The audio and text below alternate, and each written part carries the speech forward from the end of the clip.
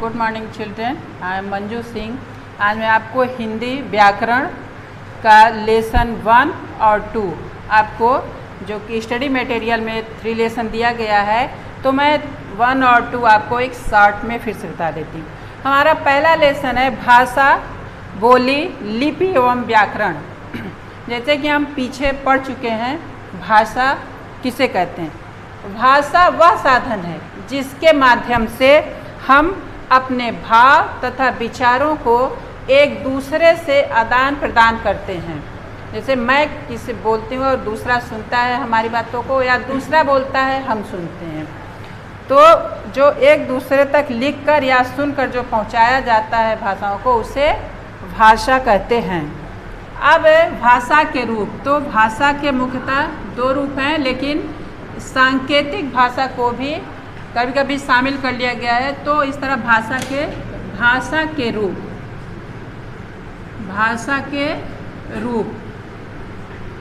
भाषा के हमारे 2 रूप इसमें दिखाते हैं, मौखिक, जो कि आप पीछे पढ़ चुके हैं, और लिखित। मौखिक जो चीज़ हम बोल करके हम व्यक्त करते हैं और दूसरा सुनता है, ओरल जिसको कहते हैं मौखिक, वो हमारा मौखिक हुआ। टेलीफोन पे बात करना या इस तरह डायरेक्ट बात करना, वो मौखिक हुआ। दूसरा है लिखित, जो चीज़ हम लिख करके, जैसे मैं ये लिख रही हूँ तो ये लिखित है, लेकिन जो मैं बोल करके आपको बता रही हूँ ये मौखिक भाषा है। तीसरा एक आता है सांकेतिक, जो कि हम बोलते नहीं हैं और लिखते नहीं, सिर्फ इशारों में ही करते हैं। जैसे किसी चीज़ को हमको इशारों में बताना हुआ, तो मैं न बोलती हूँ, न कहती हूँ, न लिखती हूँ, वो खाली संकेत किया जाता है, तो उसे भी भाषा में ही रख लिया गया है। मौखिक भाषा जो बोल करके व्यक्त किया जाता है। लिखित भाषा जो कुछ हम लिखते हैं, जैसे पत्र लिखना या कहीं पे टाइप करना, जो भी है वो हमारा लिखित भाषा है। उसके आती है बोली। बोली भाषा का एक क्षेत्रीय रूप है। बोली हर जगह हम देखते हैं, एक स्थान से हम दूसरे या एक ज़िले से दूसरे ज़िले में जाते हैं तो वहाँ पर हमारी बोली बदल जाती है। तो जो ये नॉर्मल एक भाषा बोली जाती है एक जगह से, क्षेत्रीय भाषा, उसे बोली कहा जाता है, बोली। उसके बाद आता है लिपि। तो सबसे पहले लिपि भी हम पढ़ चुके हैं कि हमको लिखने के लिए जिन चिन्हों का प्रयोग किया जाता है वो लिपि। जैसे हमारी हिंदी की लिपि देवनागरी लिपि है। तो लिपि भाषा के मौखिक ध्वनियों को लिखित रूप में प्रकट करने के लिए निश्चित किए गए चिन्हों को, व्यवस्था को लिपि कहते हैं। जैसे हिंदी की भाषा देवनागरी है, पंजाबी की गुरमुखी, उर्दू की फारसी और अंग्रेजी की रोमन भाषा। हर भाषा की अपनी एक एक लिपि होती है। तो भाषा, उसके 2 भाग। उसके बाद मौखिक भाषा किसे कहते हैं? लिखित। बोली क्षेत्रीय स्थानों पे जो हम आम भाषा में बोलते हैं वो बोली हुई। फिर लिपि हुई। लिपि के बाद हमारा आता है व्याकरण। व्याकरण किसे कहते हैं? आता है व्याकरण। जो भी कुछ हम लिखते हैं वो उसके शुद्ध और अशुद्ध, क्या सही है क्या गलत है, हम व्याकरण के द्वारा ही समझ पाते हैं। व्याकरण वह शास्त्र है जिसके द्वारा भाषा के शुद्ध रूप का ज्ञान होता है।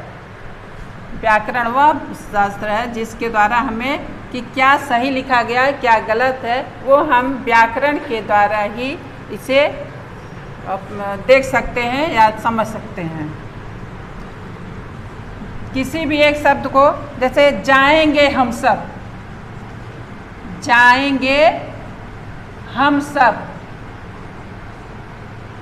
ये सही नहीं है, क्योंकि हम सब जाएंगे सही होगा, हम सब जाएंगे।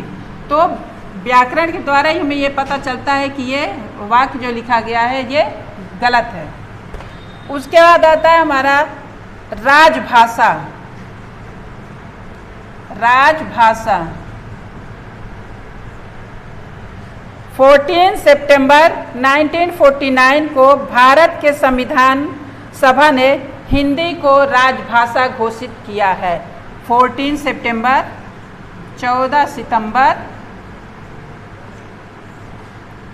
1949 को संविधान ने हिंदी को राजभाषा घोषित किया गया है। इसलिए प्रत्येक वर्ष हर साल हम 14 सितंबर को हिंदी दिवस मनाते हैं।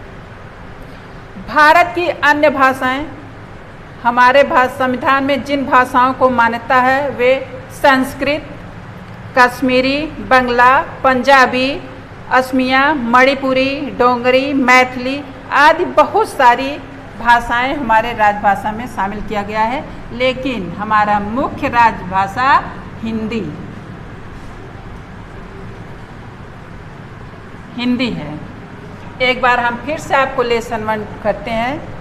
तो भाषा वह साधन है जिसके द्वारा हम अपने भाव व विचारों को बोलकर, लिख करके दूसरों तक पहुंचाते हैं। भाषा के 2 रूप, मौखिक और लिखित। जो कुछ हम बोल करके बताते हैं वो मौखिक है, जो हम लिखते हैं जैसे पत्र लिखना या टाइप करना, कहीं भी जो भी हम लिखते हैं वो लिखित हुआ। फिर आता है व्याकरण। बोली देश के किसी सीमित क्षेत्र में बोली जाती है। बोली का रूप थोड़ी थोड़ी दूर पर जाके बदल जाता है। आज हम पूर्वांचल में हमारी दूसरी भाषा है, इलाहाबाद साइड में दूसरी भाषाएं बोली जाती हैं, देवरिया साइड में दूसरी भाषाएं। तो ये क्षेत्रीय भाषाएं हैं, बोली इनके अलग अलग हैं। व्याकरण वह शास्त्र है जिसके द्वारा भाषा का शुद्ध ज्ञान होता है कि कौन सा शब्द सही है या गलत है। 14 सितंबर राजभाषा। 14 सितंबर 1949 को हिंदी को हमारे संविधान ने राजभाषा घोषित किया है। ये हमारा हो गया लेसन 1। लेसन 1 आपको हमने स्टडी मटेरियल में दिया है, लेसन 1, और आप इसको हम संक्षेप में बता दे रहे हैं क्योंकि हमने स्टडी मटेरियल में बाकायदे आपको लिख दिया है।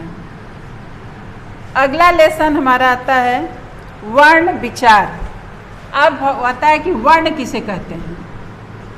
वर्ण तो हम आप बहुत छोटे पर से फर्स्ट और सेकंड से पढ़ रहे हैं कि वर्ण वह भाषा की वह सबसे छोटी इकाई है जिसके कोई टुकड़े नहीं किए जा सकते हैं। ठीक, तो वर्ण का हम कोई टुकड़ा नहीं कर सकते हैं। ठीक, आता है वर्णमाला। फिर वर्णमाला, वर्णों के समूह को वर्णमाला कहते हैं। वर्ण जो है क, म, ल। अब इसके समूह को हम अगर तीनों जोड़ लिए तो हो गया कमल। तो वर्णों के समूह को वर्णमाला कहते हैं। वर्णों के समूह को वर्णमाला कहते हैं।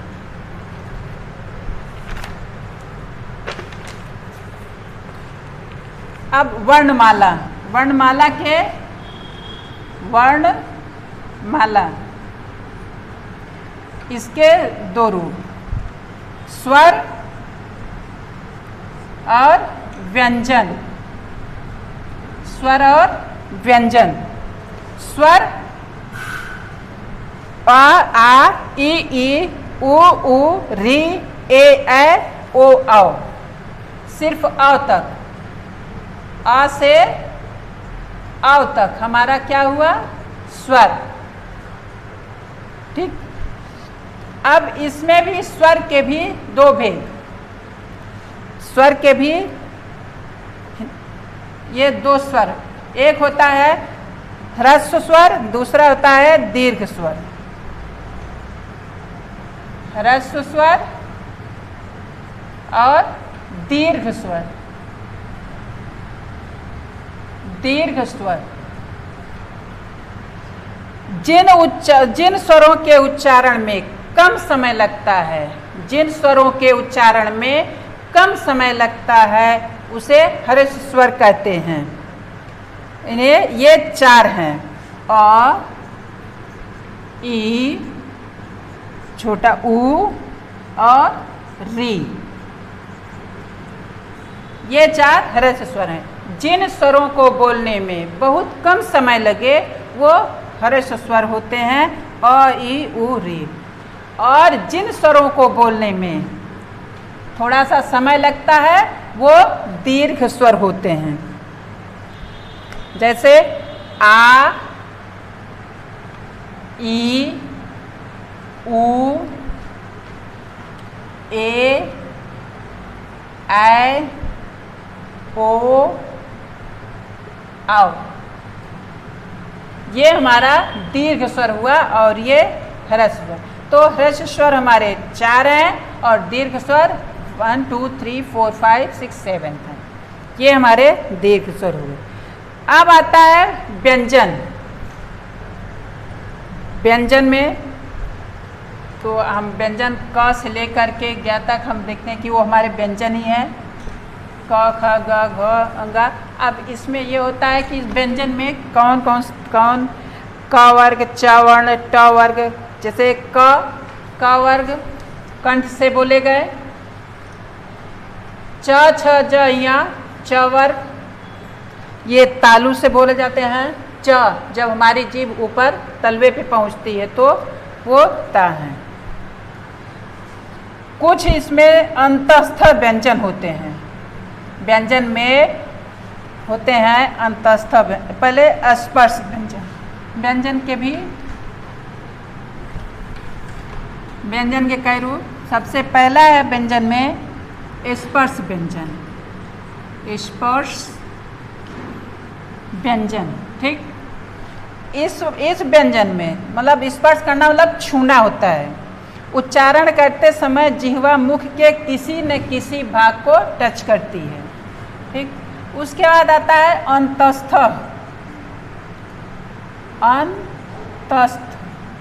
अंतस्थ व्यंजन। इसके बोलने में हमेशा श्वास का अवरोध बहुत ही कम हो जाता है। वायु मुंह के किसी भाग को पूरी तरह स्पर्श नहीं करती। जैसे या, र, ल, व। इसमें हमारी जीभ कहीं टच नहीं हो रही है और हम इसे बहुत आराम से बोल रहे हैं। ऊष्म व्यंजन। उसके बाद है ऊष्म व्यंजन। इन व्यंजन का उच्चारण करते समय हवा की तेज गति से मुंह से रगड़ खाने के कारण से ऊष्मा, गर्मी पैदा होती है। जैसे श, ख, स, ह।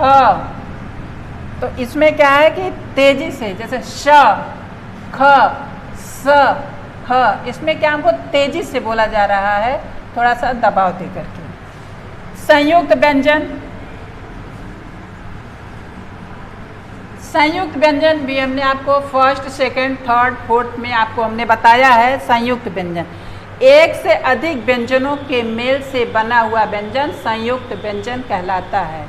जो एक व्यंजन से अधिक उसमें मिला हो। जैसे संयुक्त व्यंजन 4 हैं, ठीक। तो अब छ। अब छ बना कैसे है? क और ख, इसको मिला करके छ बना है। त्र, त और र से बना है। ज्ञ, ज और या से बना है। उसके बाद आता है स्र, श्र, ये स और र से बना है। तो 2 व्यंजनों के,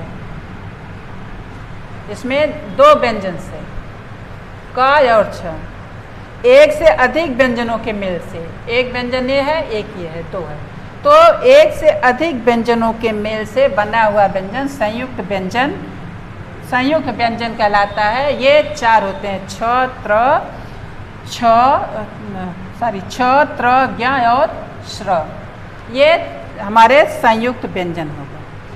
अब हमारे आते हैं हमारे कि अयोग व अनुनासिक, अनुस्वार, बहुत सारे ऐसे हैं हिंदी में जो कि हम शुरू से भी पढ़ते आए हैं और आगे भी वही हम पढ़ रहे हैं, कोई एक्स्ट्रा नहीं गया है। और हमने बाकायदे सब कुछ आपके स्टडी मटेरियल में लिख करके बना करके सब दिया है, ठीक है। अनुनासिक में जो नाक के बल बोला जाए, अनुस्वार, अनुनासिक, अयोग व आगत, इस तरह से हमारे कई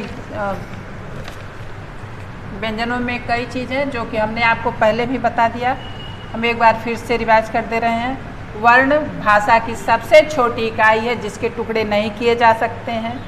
वर्णों के व्यवस्थित तथा क्रमबद्ध समूह को वर्णमाला कहते हैं। ध्वनियों के दो भेद होते हैं, स्वर और व्यंजन। आगत स्वर है जो अंग्रेजी भाषा के प्रभाव से आया है, और रहित व्यंजन की नीचे तिरछी रेखा करने से जिसे हलंत। अब आप कहेंगे हलंत किसे कहते हैं, तो हलंत जो किसी भी अक्षर के नीचे ये आपका हलंत है। आपका हिंदी सेकंड का लेसन 1 फर्स्ट और सेकंड आपका ख़त्म होता है। आप घर पे रहिए, सेफ रहिए, और जो भी स्टडी मटेरियल में दिए गए हैं उन्हें अच्छे से अपनी कॉपी में सुंदर राइटिंग में लिख करके कॉपी एक निश्चित समय पर भेज दीजिए। ठीक, बाय।